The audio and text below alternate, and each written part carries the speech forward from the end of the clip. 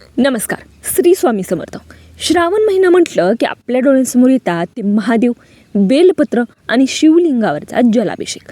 पण यावर्षीचा श्रावण हा अधिक विशेष आहे, कारण 17 ऑगस्ट 2026 म्हणजेच सोमवारी आलेली आहे नागपंचमी. श्रावण महिन्यातील पहिला सोमवार आणि नागपंचमी ही एकत्रितपणे ह्या वर्षी आलेली आहे.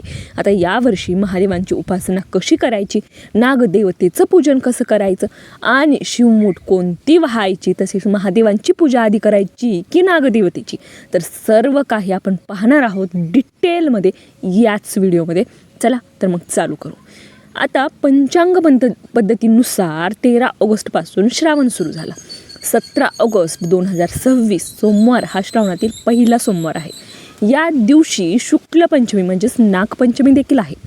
16 ऑगस्टच्या सायंकाळी ती सुरू होऊन 17 ऑगस्टच्या सायंकाळी संपते.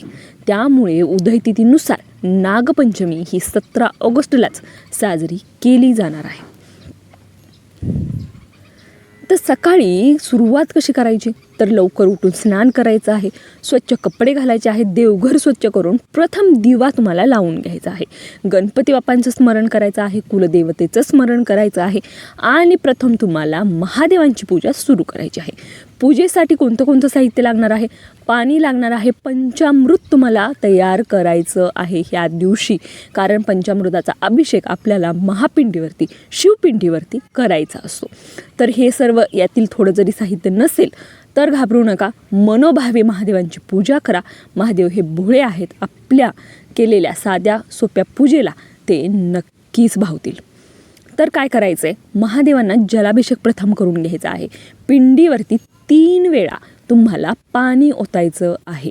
त्यानंतर तुम्ही जे पंचामृत केलेलं असेल ते पंचामृत 3 वेळा ओतायचं आहे आणि त्यानंतर पुन्हा पाण्यानं 3 वेळा जलाभिषेक करायचा आहे. आता हे करत असताना तुम्हाला ओम नमः शिवायचा जप मात्र चालू ठेवायचा आहे, तो बंद करायचा नाही आहे.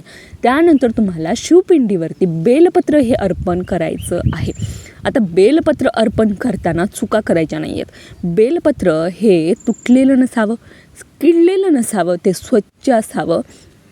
तर बेलपत्र अर्पण करताना नेहमी उलटं बेलपत्र शिवपिंडीवरती अर्पण करायचं असतं.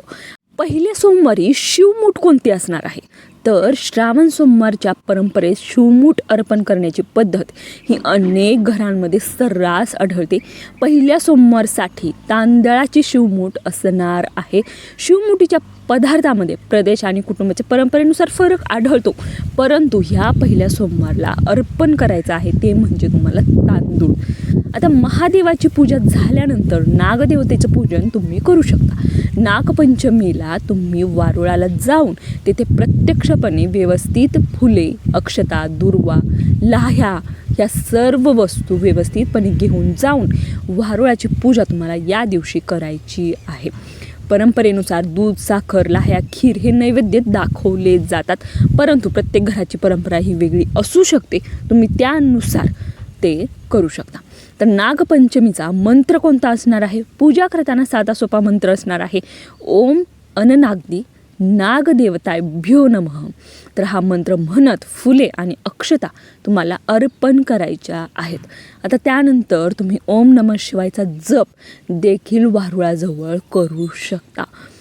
या दिवशी उपवास करायचा का, तर हो, ज्यांना शक्य असेल, ज्यांची प्रकृती अगदी व्यवस्थित आहे त्यांनी उपवास हा केलाच पाहिजे.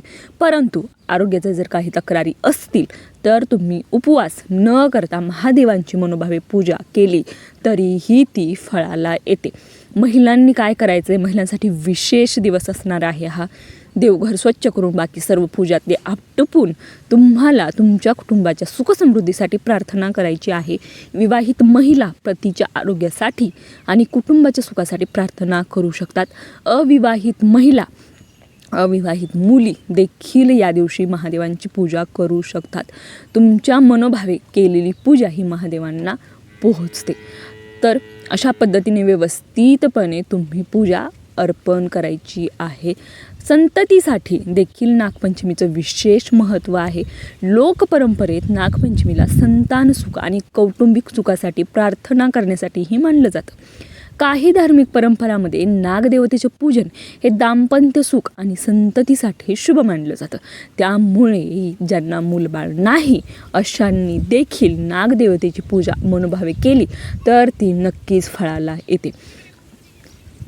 तर अविवाहित मुली आणि लग्न झालेल्या मुली आपल्या सुखसमृद्धीसाठी, आपल्या घराच्या सुखसमृद्धीसाठी या दिवशी अवश्य प्रार्थना करा. कारण हा योग हा साधा नाही, हा महायोग आहे जो पहिल्या सोमवारला नागपंचमीचा आलेला आहे.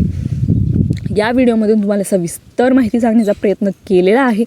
जर तुम्हाला हा व्हिडिओ आवडला असेल तर नक्की लाईक करा आणि भक्ती परंपराच्या कुटुंबात आजच सामील व्हा. हा व्हिडिओ तुम्ही शेवटपर्यंत पाहिल्याबद्दल धन्यवाद, मनापासून आभार. शेअर करा, लाईक करा, कमेंट करा आणि ओम नमः शिवाय लिहायला अजिबात विसरू नका. धन्यवाद.